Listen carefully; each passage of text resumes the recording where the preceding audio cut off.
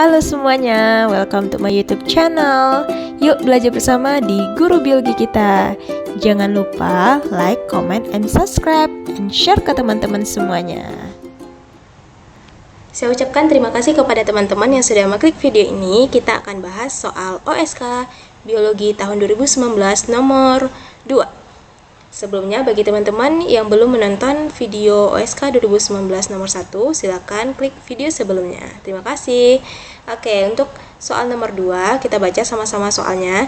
Diagram berikut menunjukkan mekanisme transfer glukosa dari saluran pencernaan atau gut lumen melintasi sel epitel usus halus hingga mencapai cairan ekstraselular.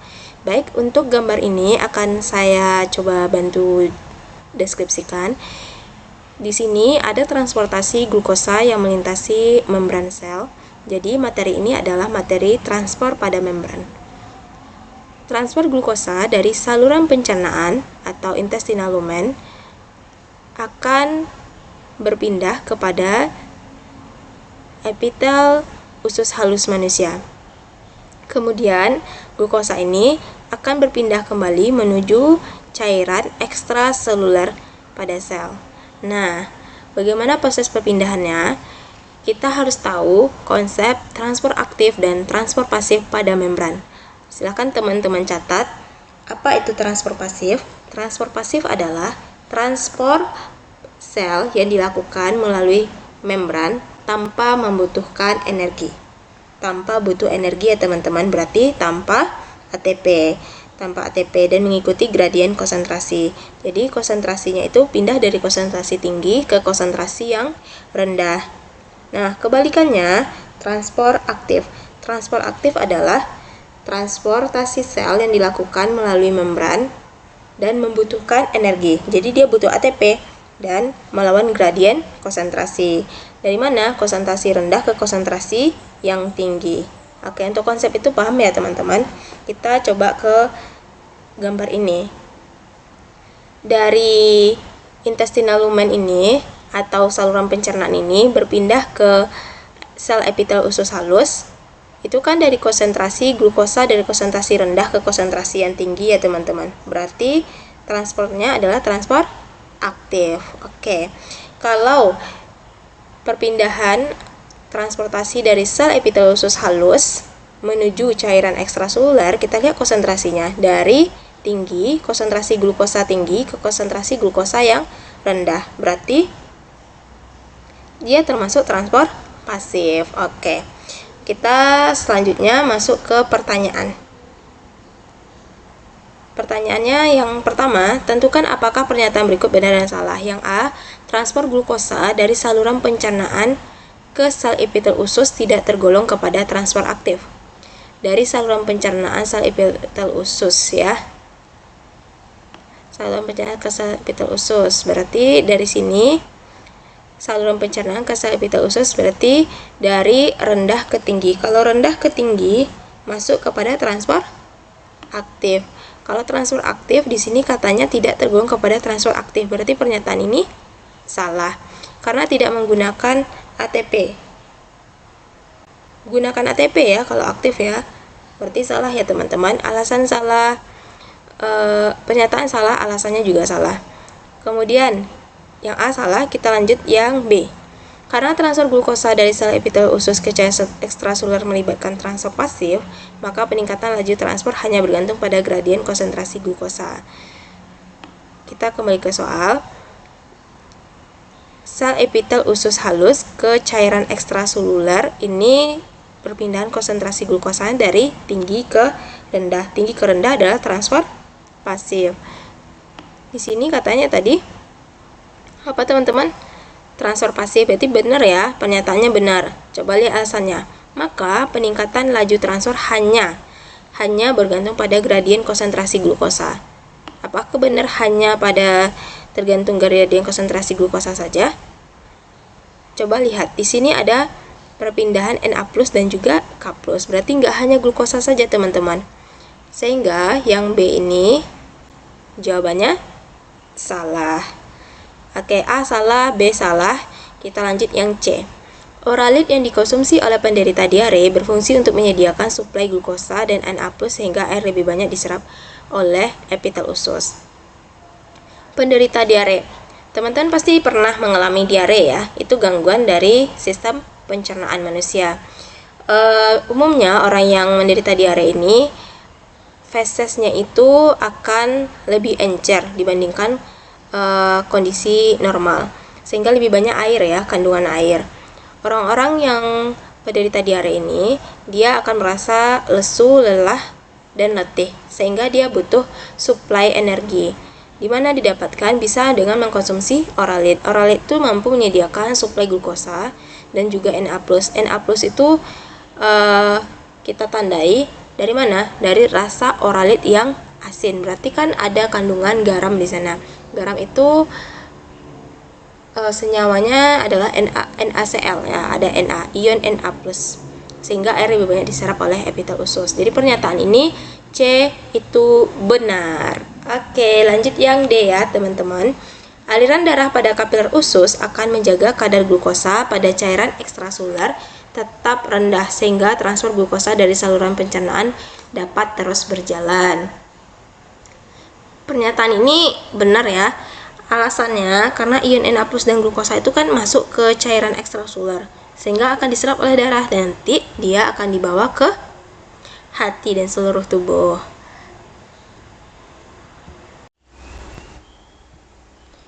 Lanjut soal nomor 3. Gambar di bawah menunjukkan proses pembuatan tanaman transgenik menggunakan plasmid TI dari Agrobacterium. Sebelum kita bahas gambar ini, menurut saya teman-teman harus tahu dulu apa sih itu sebenarnya tanaman transgenik. Tanaman transgenik itu adalah tanaman yang DNA-nya itu dimodifikasi dengan memasukkan gen dari spesies lain melalui rekayasa genetika, seperti pada gambar ini. Nah, teman-teman pernah dengar nggak sebelumnya contoh dari tanaman transgenik? Saya kasih contoh ya, tanaman transgenik itu contohnya pada padi emas. Padi emas. Sengaja dibuat padi emas itu dengan rekayasa genetika untuk memberikan sifat baru atau meningkatkan sifat yang sudah ada pada tanaman itu. Jadi kalau padi emas itu warnanya itu memang kuning keemasan. Dia itu lebih tinggi gizinya, teman-teman. Dia mengandung beta karoten. Beta karoten itu kan yang memberikan warna kuning itu ya. Dan dia juga kaya kandungan vitamin A. Sehingga kalau ada orang yang bermasalah dengan defisiensi vitamin A atau permasalahan pada gizi, sangat disarankan dan dianjurkan untuk mengkonsumsi padi emas. Hasil dari rekayasa genetika yaitu pembuatan pada tanaman transgenik. Nah, sama juga dengan pada gambar ini, teman-teman. Tanaman ini memang sengaja dibuat dengan rekayasa genetika untuk tujuan tertentu dengan menggunakan plasmid dari Agrobacterium. Agrobacterium ini adalah bakteri, teman-teman. Bakteri itu kan ada plasmidnya. Plasmid itu kan DNA sirkular pada si bakteri. DNA sirkular pada bakteri ini bentuknya seperti ini. Seperti ini ya.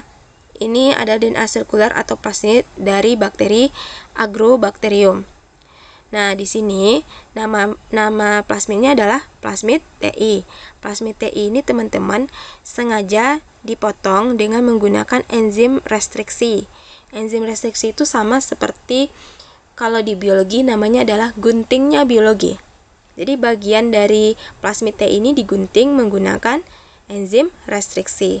Setelah itu ada gen asing atau gen X yang sengaja disisipkan ke dalam plasmid TI tadi sehingga menghasilkan rekombinan DNA. Nah, ini nanti akan dimasukkan ke dalam Agrobacterium tumefaciens. Kemudian akan diperbanyak. Setelah itu akan diinfeksikan kepada tanaman yang akan kita tujukan untuk proses pembuatan tanaman transgenik. Kita ambil daun, kemudian kita cuplik atau kita potong dan diinfeksikanlah dengan hasil dari rekombinan DNA tadi. Kemudian dikembangbiakkan di wadah atau cawan Petri untuk menghasilkan tanaman baru. Nah, dari sini coba teman-teman lihat. ini kan potongan atau cuplikan daun ya. Kok bisa sih jadi tanaman utuh? Nah, tambahan informasi bahwa tanaman itu, teman-teman, dia punya sifat totipotensi. Totipotensi itu sifat yang dihasilkan yang hanya ada pada tumbuhan, nggak ada ya pada hewan, pada manusia tuh nggak ada. Sifatnya itu untuk menghasilkan organisme atau tanaman utuh. Kita ambil cuplik, kemudian bisa jadi tanaman yang utuh. Kita ambil selnya saja, bisa jadi tanaman utuh, teman-teman. Nah, lanjut ya, kita ke soal lagi ya. Tentukan apakah pernyataan berikut benar atau salah. A. Teknik kultur jaringan tumbuhan digunakan untuk meregenerasi potongan daun menjadi tanaman utuh. Nah, ini barusan seperti yang saya bilang tadi ya. Berarti yang A ini jawabannya benar. Lanjut yang B.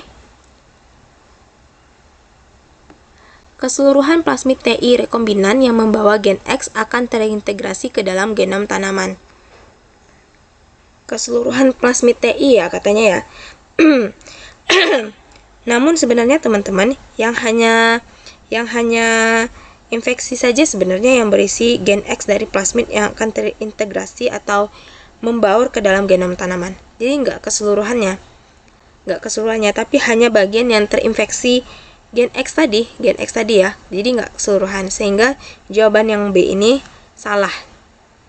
Yang C. Masuknya gen X ke dalam genom tanaman dapat dikonfirmasi dengan PCR genomik atau analisis Southern blot. Ya, ini jawabannya benar. Kenapa? PCR genomik itu sama analisis Southern blot itu sama-sama bisa menguji keberadaan materi genetik entah itu dari virus atau dari bakteri, sehingga sekuen DNA dari suatu DNA sampel itu bisa kita deteksi. Jadi keberadaan gen X ke dalam genom tanaman yang ini tuh, kita ada gen X atau gen asing tadi masuk ke dalam gen tanaman ini dapat kita deteksi dengan PCR genomik dan analisis Southern blot. Jadi jawabannya benar. Yang D. Ekspresi gen X dalam sel tanaman dapat dikonfirmasi dengan RT atau reverse transkriptase, PCR, analisis Northern blot, dan analisis Western blot. Nah, ini juga benar. Kenapa? RT reverse transkriptase. Reverse itu kan artinya kembali ya. Transkripsi ini kan dari RNA, biasanya dari DNA ke RNA ya. Kalau reverse berarti RNA ke DNA. Dia bisa menentukan tingkat ekspresi gen. Kemudian analisis Northern blot. Analisis Northern blot ini dapat mendeteksi materi genetik RNA. Kalau analisis Western blot ini juga dapat mendeteksi materi genetik protein yang terdapat di dalam sampel yang kita sedang uji. Jadi ekspresi gen X ini di dalam sel tanaman ini dapat kita deteksi atau kita konfirmasi dengan RT PCR, Northern blot, dan analisis Western blot. Jadi jawabannya benar, teman-teman.